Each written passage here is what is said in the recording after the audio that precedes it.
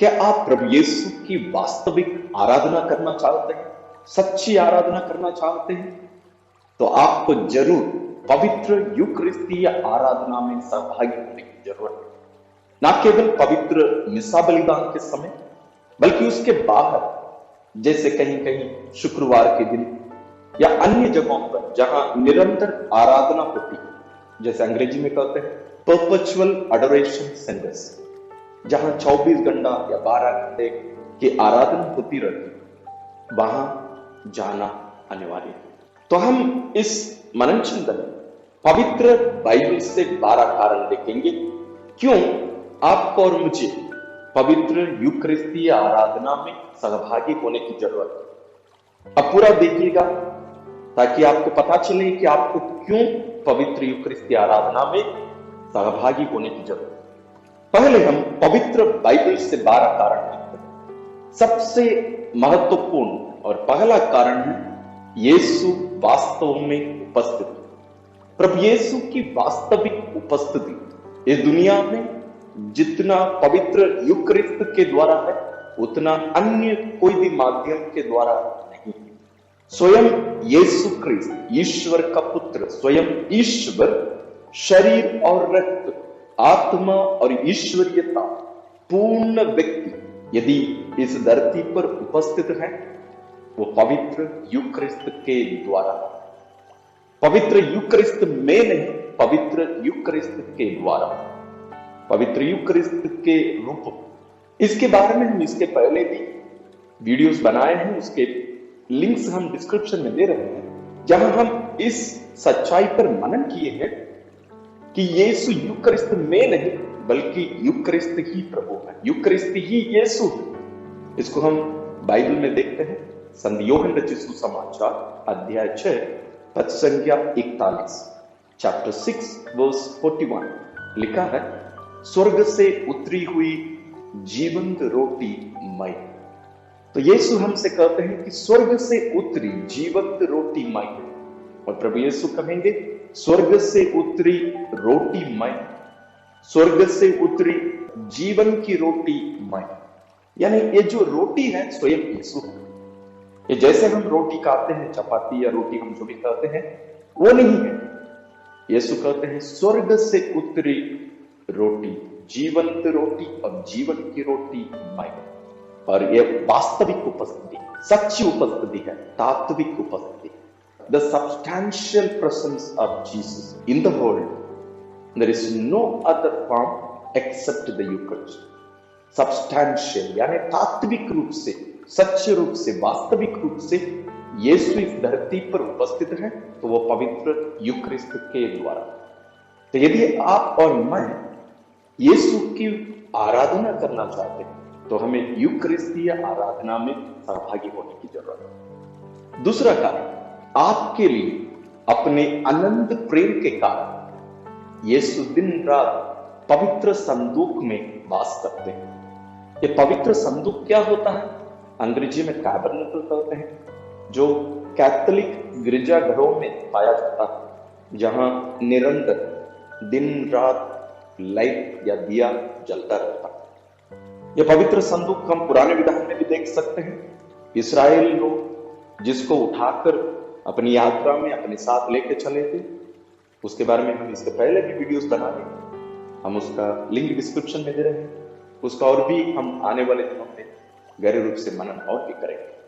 पहले बिंदु में जैसे हमने मनन किया, पवित्र यूकरिस्त ही प्रभु यीशु है, और वही यीशु संत मत्ती रचित सुसमाचार अध्याय 28 पद संख्या 20 में हमसे कहते हैं, मैं संसार के अंत तक सदा तुम्हारे साथ हूं, मैं संसार के अंत तक सदा तुम्हारे साथ हूं। यीशु की इस उपस्थिति, जो वादा यीशु ने किया कि मैं दुनिया के अंत तक तुम्हारे साथ हूं, ये कोई काल्पनिक नहीं, कोई सोच में केवल नहीं, बल्कि वास्तविक, सच्ची और तात्विक उपस्थिति है। और इसका कारण क्या है?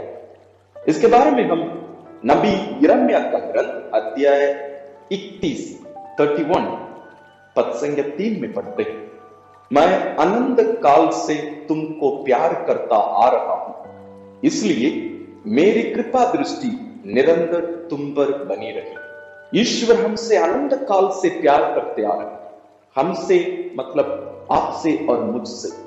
हम हर एक व्यक्ति उनके लिए विशेष है। इसलिए यीशु पवित्र संदूक में, पवित्र टैबरनेकल में आपके लिए और मेरे लिए उपस्थित रहते हैं, इंतजार करते हैं। सच्चे प्रभु अपनी सच्ची उपस्थिति के द्वारा हमें विभूषित करना चाहते हैं, हमें अपना प्रेम दिखाना चाहते हैं। उस प्रेम को अनुभव करने के लिए हमें वहां उपस्थित होने की जरूरत है। हमें प्रभु यीशु की आराधना के लिए हमें जाने की जरूरत है। तीसरा कारण, यीशु के प्रति अपना प्रेम प्रकट करने का विशिष्ट तरीका पवित्र यूकरिस्तीय प्रभु के सामने समय बिताना। ईश्वर हमसे कहते हैं कि वे हमसे प्यार करते हैं। पवित्र वचन में हम हर पन्ने में, हर पेज में हम देख सकते हैं कि ईश्वर हमारे प्रति, आपके प्रति अपना अनंत प्रेम, असीमित उस प्रेम प्रकट करते रहते हैं। और हमसे भी वे प्रतीक्षा करते हैं, आशा करते हैं, और यहां तक वे आदेश भी दिए हैं कि हम ईश्वर से प्यार करें। लेकिन हमारे प्रेम को हम ईश्वर के प्रति कैसे प्रकट करें? उनकी आज्ञाओं को मानने के द्वारा।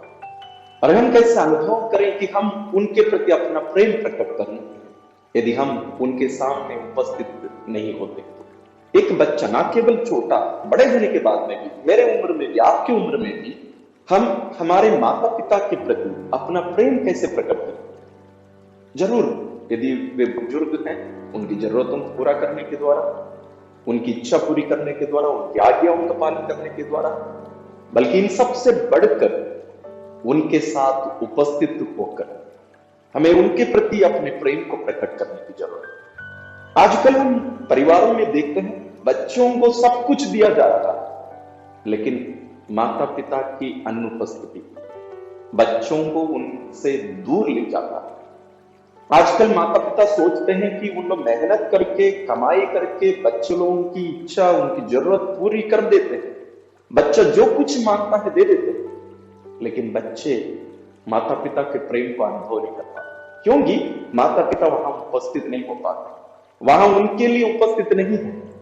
आपकी उपस्थिति, जितना आप जिनसे प्यार करते हैं, वो उनको जो आनंद और खुशी देती है, उतना आपका उपहार, आपके गिफ्ट्स, वो जितना भी मांगेंगे क्यों ना, वो उन्हें नहीं दे सकता। इसलिए ईश्वर भी चाहते हैं कि हम उनके लिए उपस्थित हो जाए। हमारे प्रति, आपके प्रति अपने प्रेम के कारण यीशु वहां उपस्थित है, आपको बताने के लिए कि वे आपसे कितना प्यार करते हैं, कि वे इतनी छोटी सी रोटी के रूप में आपके सामने उपस्थित है, आपके लिए इंतजार है। इसलिए संत मत्ती रचित सुसमाचार अध्याय 6 पद संख्या 21 में यीशु कहते हैं, जहां तुम्हारी पूंजी है वही तुम्हारा हृदय होगा। जहां आपकी पूंजी है, जिसको आप महत्वपूर्ण मानते हैं, विशेष मानते हैं, आपका हृदय वहां हमेशा बना देगा। एक मां का, एक पिता का हृदय हमेशा अपने बच्चों के ऊपर रहता है। बच्चे कहां गए, क्या कर रहे होंगे, कब आएंगे, पूरा उनके ऊपर उनका ध्यान पूरा बना हुआ रहता है, भले वे शारीरिक रूप से वहां उपस्थित नहीं भी हो पाते तो। उसी प्रकार आपका हृदय कहां लगा हुआ, आपका ध्यान कहां पर, मेरा और आपका, वो बताता है कि हमारे लिए कौन और क्या महत्वपूर्ण है। और यहां ये पवित्र यूक्रिस्त के द्वारा हमारे बीच में सच्चे, वास्तविक और तात्विक रूप से उपस्थित। संत मत्ती रचित सुसमाचार अध्याय 26 पद संख्या 40 में यीशु कहते हैं, क्या तुम लोग घंटे पर भी मेरे साथ नहीं जाग सकते? यीशु वहां दुख भोग रहे थे, यहां शिष्य सो रहे थे। यीशु अपने शिष्यों के पास आकर कहते हैं, क्या तुम लोग एक घंटे भी मेरे साथ नहीं जाग सके? यीशु चाहते हैं कि हम उनके साथ जागते रहें, उनका साथ दें। तो यदि आप ईश्वर के प्रति, यीशु के प्रति अपना प्रेम प्रकट करना चाहते हैं, आप जरूर पवित्र यूकरिस्ती आराधना में सहभागी हों। चौथा कारण, जब हम पवित्र यूकरिस्त को देखते हैं, हम प्रभु यीशु ईश्वर के पुत्र को देखते हैं। सामान्य रूप से मैं अपने लोगों से और कहीं भी लोगों से मैं ये प्रश्न जरूर पूछा करता हूं, क्या आपने यीशु को देखा? क्या आपने यीशु को देखा? नहीं, मैंने यीशु को देखा। ना केवल देखा है, अपने हाथों से स्पर्श किया, उनकी सुनी है, उनका अवलोकन किया, उनको खाया है और पिया।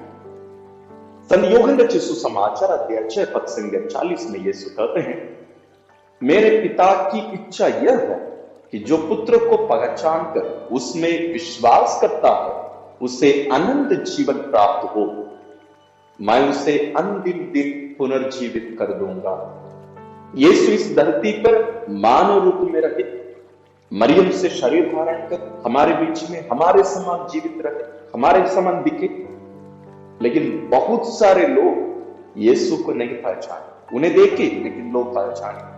आज भी यीशु वास्तविक रूप से, सच्चे रूप में, तात्विक रूप में आपके बीच में, मेरे बीच में उपस्थित है।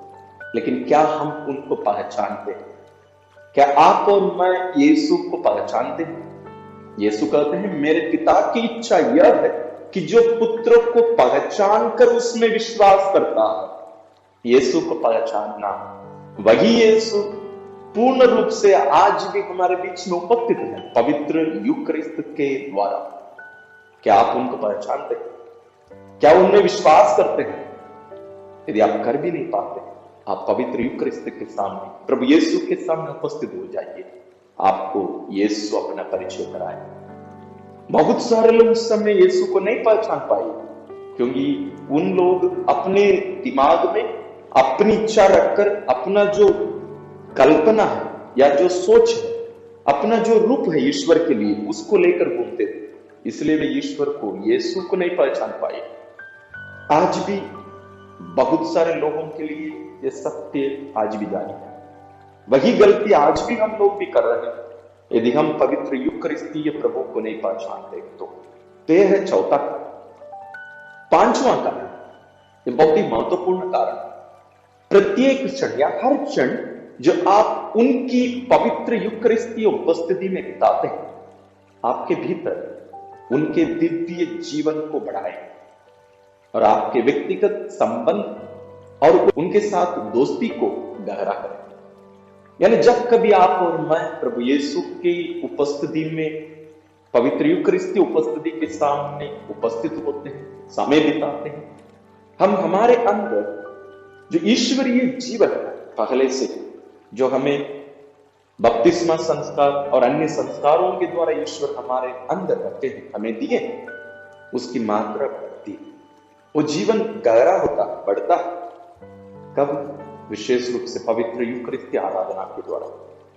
और इसके द्वारा यीशु के साथ हमारा जो व्यक्तिगत संबंध है और उनके साथ हमारी जो दोस्ती है, वो और भी गहरा होते जाता है। संत यूहन्ना रचित सुसमाचार अध्याय 10 पद संख्या 10 में यीशु कहते हैं, मैं इसलिए आया कि वे जीवन प्राप्त करें, बल्कि परिपूर्ण जीवन प्राप्त करें।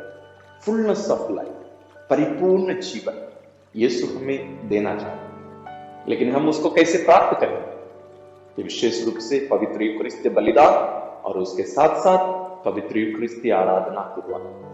यूहन्ना रचित सुसमाचार अध्याय 15 पद संख्या 5 में यीशु कहते हैं, मैं दाखलता हूं और तुम डालियां, जो मुझ में रहता है और मैं जिसमें रहता हूं वही फलता है, क्योंकि मुझसे अलग रहकर तुम कुछ भी नहीं कर सकते।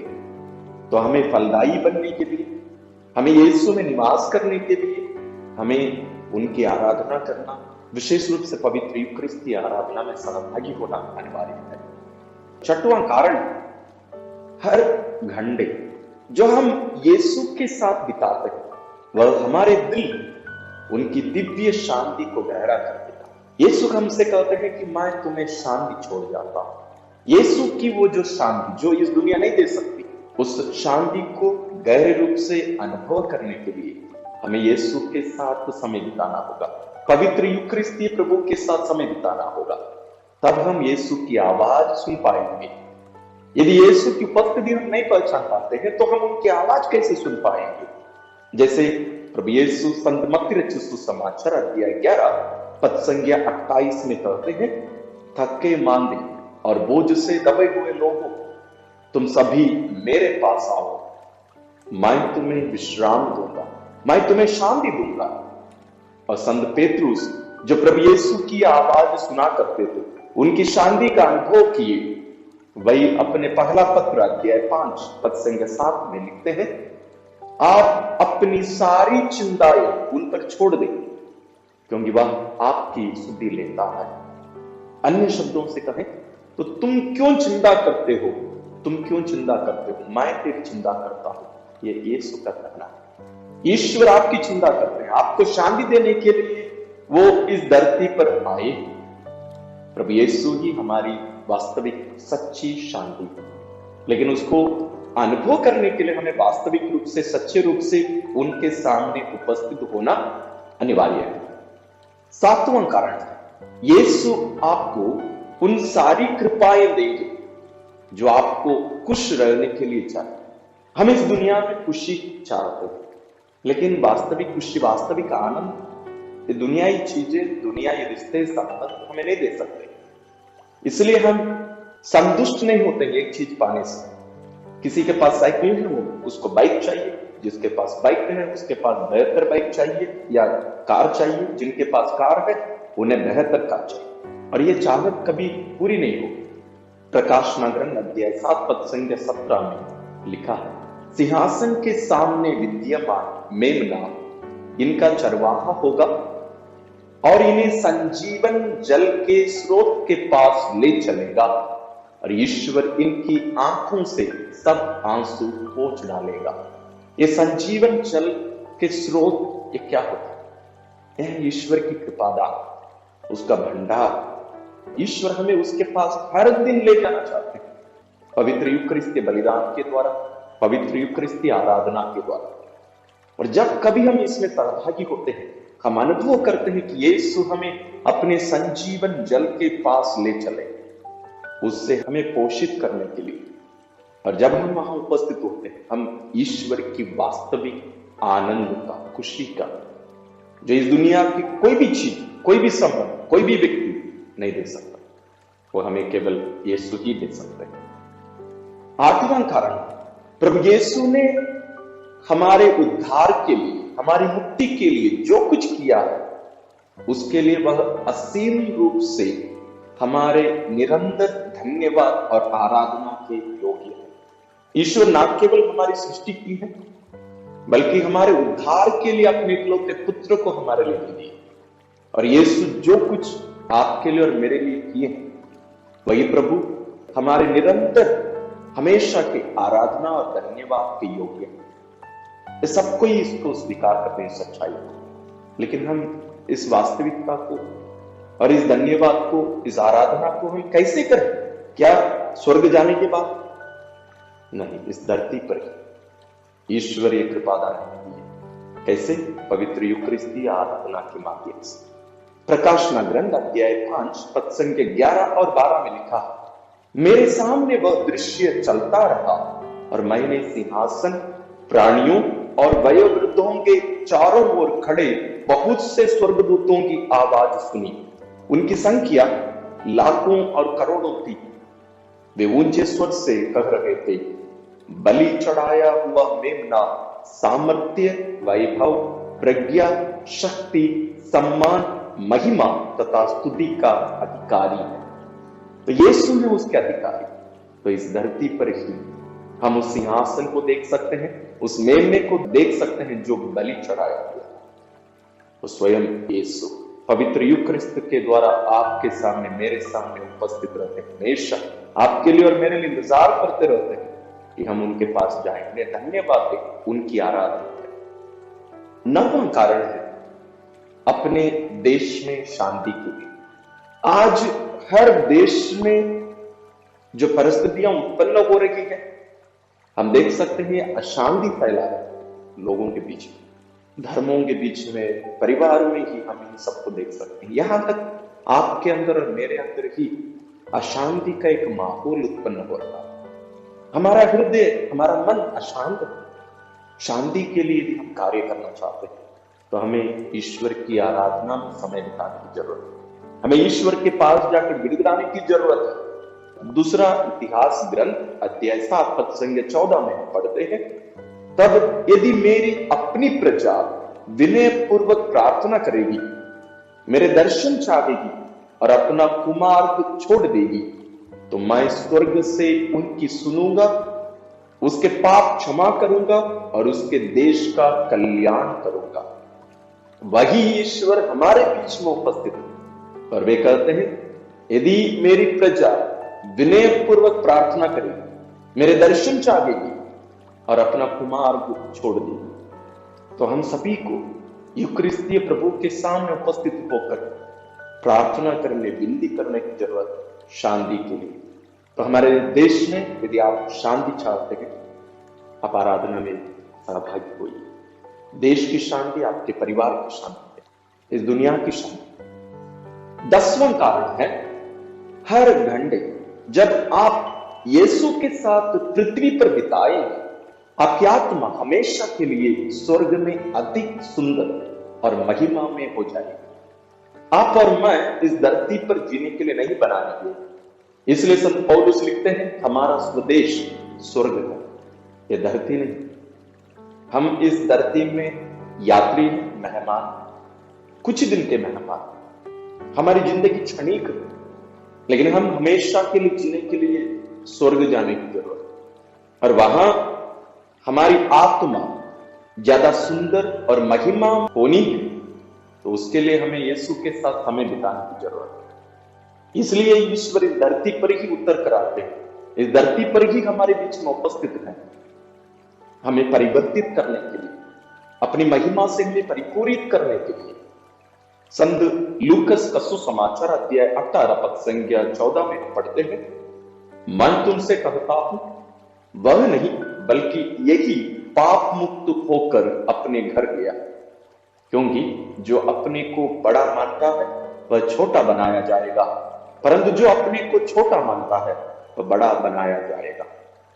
इसका इस संदर्भ में, इस पाठ का क्या मतलब? इस वचन को हम उस संदर्भ में हम पढ़ते हैं, देखते हैं, जहां एक फारिसी और एक नाकेदार मंदिर में प्रार्थना करने गए, और वहां वो फारिसी जाकर अपने अच्छे अच्छे कर्मों को ईश्वर के सामने गिनती कर कर बताता है और अपने आप को एक पवित्र व्यक्ति, एक धर्मी व्यक्ति स्थापित करता है। और दूसरी तरफ हम देखते हैं उस पापी व्यक्ति को, नाकेदार, दूर में बाहर खड़े होकर अपनी आंखें ऊपर उठाए बिना नीचे ही देखकर, अपने आप को नीचे झुकाकर प्रभु से कहता है, प्रभु मैं योग्य, मुझ पापी पर दया कर। तब यीशु कहते हैं, यह पापी व्यक्ति पाप मुक्त होकर अपना घर गया। यानी हमें नम्र बनने की शिक्षा यीशु दे रहे हैं। ये नम्रता हमें कैसे मिलेगा, कैसे हम प्राप्त करेंगे?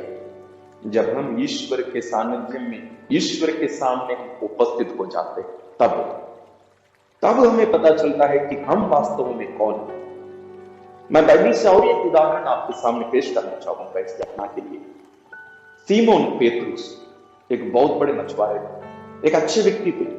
जब यीशु पहली बार उनको दर्शन देते हैं, यानी उनके ही नाव पर सवार होकर शिक्षा देते हैं, उसके बाद सिमेओन पेतरुस को आदेश देते हैं कि वो मछली पकड़े, और इतनी सारी मछली उन्हें मिलती कि संत पेतरुस डर जाते हैं। यीशु के चरणों में गिरकर कहते हैं, प्रभु मुझसे दूर हो जाए, मैं अयोग्य हूं, मैं पापी हूं। उसके पहले उनको आत्मज्ञान यानी अपनी पहचान नहीं मिली थी, वो इतना नम्र नहीं बन पाए थे, क्योंकि यीशु का दर्शन, यीशु को नहीं पहचान पाए थे। उसी प्रकार जब हम यीशु के सानिध्य में जाएंगे, हम यीशु को पहचानेंगे, तब हमें पता चलेगा कि हम वास्तव में कौन हैं। और क्या होगा, हमारे जीवन में जो भी गंदगी भरी हुई दुनिया से हम कलेक्ट करते जाते हैं हर जगह से, वो सब यीशु की इस उपस्थिति में हमारे जीवन से दूर होता जाएगा। हमारी आत्मा और अधिक सुंदर होती जाएगी, महिमा में होती जाएगी। इसलिए संत पौलुस कुरिन्थियों में लिखते हुए अपना दूसरा पत्र अध्याय 3 पद संख्या 18 में लिखते हैं, जहां तक हम सबों का प्रश्न है, हमारे मुख पर पर्दा नहीं है, और हम सब दर्पण की तरह प्रभु की महिमा प्रतिबिंबित करते हैं। इस प्रकार हम धीरे धीरे उसके महिमा में, प्रतिरूप में रूपांतरित हो जाते हैं, और वह रूपांतरण प्रभु अर्थात आत्मा का कार्य है। इस आत्मा का कार्य प्रभु यीशु की इस उपस्थिति में होती है, सबसे ज्यादा, सबसे महत्वपूर्ण रूप में। इसलिए आपको और मुझे पवित्र यूकरिस्तीय आराधना में सहभागी होने की जरूरत है। 11वां कारण, यीशु आपको, आपके परिवार और पूरी दुनिया इस विश्वास के समय के लिए आशीर्वाद है। आप अपने परिवार के लिए, अपने स्वयं के लिए, इस दुनिया के लिए आशीर्वाद प्राप्त करना चाहते हैं, तो आप इस यूकरिस्तीय प्रभु पर विश्वास करके उनके सामने उपस्थित हो जाए। संत यूहन्ना रचित सुसमाचार अध्याय 20 पद संख्या 29 में यीशु कहते हैं, क्या तुम इसलिए विश्वास करते हो कि तुमने मुझे देखा है? धन्य है वे जो बिना देखे ही विश्वास करते हैं। यीशु की उस महिमा में उपस्थिति देखे बिना ही यदि हम इस यूकरिस्तीय प्रभु में दृढ़ विश्वास कर सकते हैं, तो ईश्वर आपको आशीर्वाद प्रदान करेगा, आशीषित करेगा। मार्कुस रचित सुसमाचार अध्याय 11 पद संख्या 23 में यीशु कहते हैं, यदि कोई इस पहाड़ से यह कहे उठ समुद्र में गिर जा, और मन में संदेह ना करे, बल्कि यह विश्वास करे कि मैं जो कह रहा हूं वह पूरा होगा, तो उसके लिए वैसा ही हो जाएगा। और यह कब संभव है? जब हम यीशु में दृढ़ विश्वास कर पाएंगे। ये हम कैसे कर पाएंगे? जब हम उनके सानिध्य में उपस्थित होंगे, उनमें हम पहले विश्वास करेंगे, तभी वो हमारे लिए वो विश्वास इतना मजबूत होता जाएगा। संत मार्कुस रचित सुसमाचार अध्याय 5 पद संख्या 35 और 36 में हम पढ़ते हैं, ईसा यह कह ही रहे थे कि सभागृह के अधिकारी के यहां से लोग आए और बोले, आपकी बेटी मर गई है, अब गुरुवर को कष्ट देने की जरूरत ही क्या है? ईसा ने उनकी बात सुनकर सभागृह के अधिकारी से कहा, डरिए नहीं, बस विश्वास कीजिए। डरिए नहीं, बस विश्वास कीजिए। विश्वास केवल मन में ऐसे करना ही, बोलना ही पर्याप्त नहीं, उसके लिए हमें अपने विश्वास प्रकट करने की जरूरत है। यीशु के सानिध्य में उपस्थित होने की जरूरत है। यूकरिस्तीय प्रभु के सामने आने की जरूरत है।